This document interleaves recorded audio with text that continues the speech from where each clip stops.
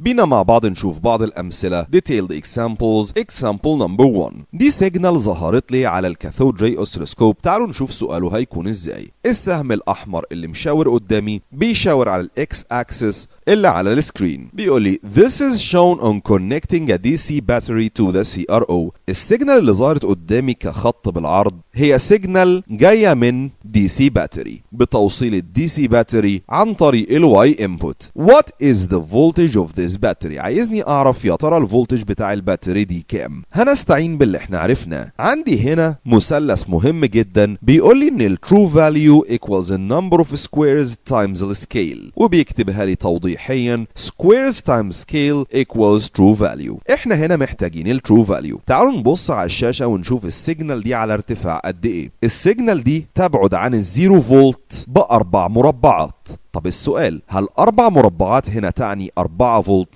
الإجابة لأ. لازم نبص على الفولتج سكيل مشاور على كام؟ الفولتج سكيل هنا مشاور على 5. نفتكر هنا مع بعض يعني إيه 5؟ لما الفولتج سكيل يشاور على 5 ده معناه إن كل مربع على الواي أكسس ب5 فولت. بمعنى آخر إن إحنا لما نلاقي السيجنال اللي قدامي على ارتفاع 4 سكويرز ده معناه إن هي 20 فولت. بيوضحها لي كتابة 4 سكويرز تايم 5 فولت per division اللي هو السكيل equals 20 فولتس. 4 مربعات كل مربع ب5 فولت، ده معناه ان القيمة الحقيقية على الشاشة هي 20 فولت. ده مثال بسيط لسيجنال دي سي.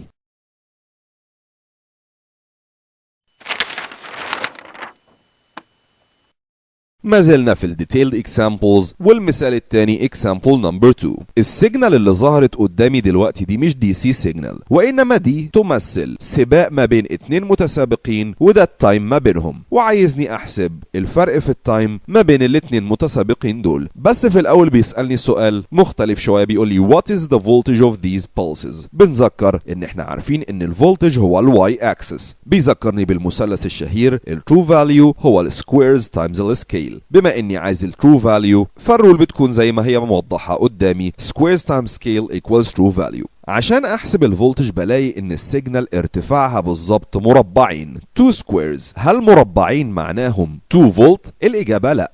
لازم الاول نبص على سكيل الفولتج. هنلاقي ان الفولتج سكيل او زي ما بنقول عليه الواي جين بوتن مظبوط عند 2 فولتس. الكلام ده معناه 2 فولتس بير ديفيجن، ان كل مربع ب 2 فولت. فبما ان عندي 2 سكويرز كل سكوير فيهم ب 2 فولتس، اذا الترو فاليو هتكون 4 فولتس. بيقولها لي على الصفحه 2 سكويرز تايمز 2 فولتس بير ديفيجن اللي هو السكيل equals 4 فولت. سؤاله الثاني what is the time between these two pulses. سواء واخدنا قبل كده ان التايم هو الاكس اكسس، فانا عايز اعرف في كام مربع فرق ما بينهم على الاكس اكسس. زي ما بيوضح لي على الشاشه ادي نص السيجنال بالظبط، والفرق ما بينهم واضح انه 4 مربعات.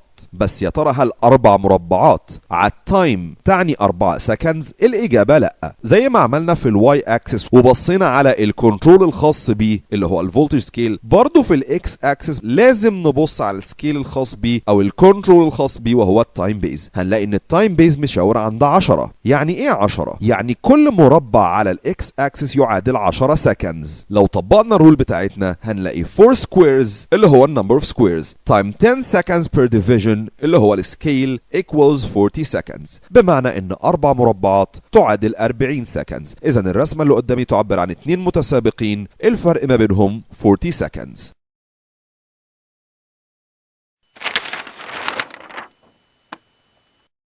المثال الثالث وهو الأشهر من نوعه example 3 وهو ال AC. درسنا قبل كده في درس الاندكشن ازاي نرسم سيجنال AC. بيقول لي this is shown on connecting an AC generator to the CRO. What is the voltage of this generator? للمرة الثالثة بنذكر الفولتج هو الواي اكسس. بكل بساطة بيذكرني بالمثلث الشهير بتاعي true value equals squares times scale. الفولتج عندي هو من منتصف الشاشة لفوق أو من منتصف الشاشة لتحت بالنسبة لل AC generator. بنلاحظ بناء على توضيحات السكرين ان من المنتصف لاقصى بيك من الاعلى هي 4 مربعات 4 سكويرز. للمرة الثالثة، هل 4 مربعات تعني 4 فولتس؟ الاجابة لا. لازم نلقي نظرة على السكيل. كنترول الفولتج سكيل او زي ما بنسميه الواي جين بيشاور عند 0.5 فولتس. ده معناه ان كل مربع ب 0.5 فولتس. ده معناه برضو ان 4 مربعات 4 سكويرز تايمز 0.5 اللي هو السكيل equals 2 volts. إذا الفولتج الخاص بهذا الجنريتور هو 2 فولتس. الطلب اللي جاي ده محتاج بعض التركيز أكتر لأنه إلى حد ما متقدم عن اللي قبل كده. بيقول لي what is the periodic time؟ البريودك تايم ببساطة هو one wave. عشان أجيب one wave على الشاشة لازم أتجاهل جميع السكرين وأركز في ويف واحدة بس. هو ده اللي أنا محتاج أركز فيه دلوقتي. الويف الواحدة بالعرض اللي بتتكون من كريست واحدة وتراف واحدة بتستهلك 3 مربعات من على السكرين. هل 3 مربعات بالعرض تعني 3 سكندز؟ الإجابة لأ. لازم نبص على الكنترول اللي خاص بالتايم اكسس وهو اسمه التايم بيز. التايم بيز عندي هنا 20 ملي سكند، ولأول مرة هنا بشوف شيء بالملي سكند مش بالسكند. بس بتطبيق القواعد العادية بتاعتنا هنلاقي ان 3 squares times 20 ملي seconds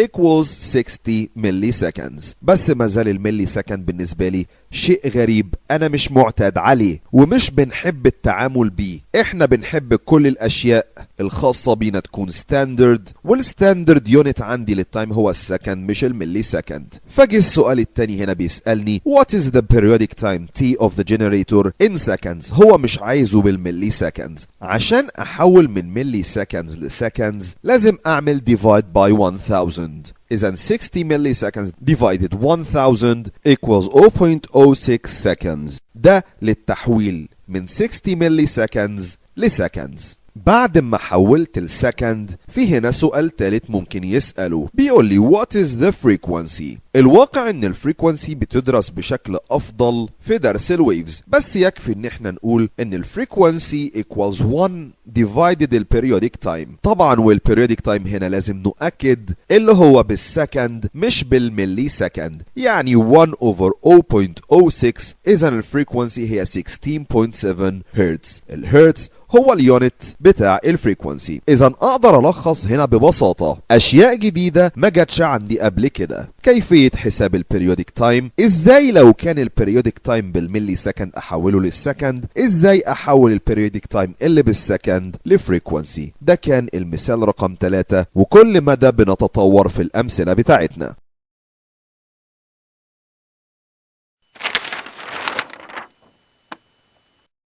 ما زلنا في أمثلة ال AC، واسمحوا لي نكرره تاني بس بمثال آخر example 4. وما زلنا في ال AC. بيقول لي this is shown on connecting an AC generator to the CRO. السؤال الأول what is the voltage of this generator؟ voltage يعني y axis. بيذكرني بالتراينجل الشهير. بنلاقي ان ارتفاع السيجنال بتاعتي من المنتصف لأعلى بيك هو مربعين، وسبق قلنا ان مربعين لا تعني 2 فولتس وانما لازم ابص للسكيل. فهنلاقي ان عندي 2 سكويرز، كل سكوير ب 2 فولتس according to the scale. اذا الترو فاليو عندي ب 4 فولتس. بيسأل السؤال الثاني يا ترى ايه هو البريودك تايم؟ بنكرر ان البريودك تايم هو التايم اوف 1 كومبليت ويف. اذا اللي مرسوم قدامي ده انا لن يعنيني منه الا 1 ويف، كريست واحده وتراف واحده. لو عدينا عدد المربعات هنا هنلاقيها 8 مربعات 8 سكويرز. هل 8 سكويرز تعني 8 سكندز؟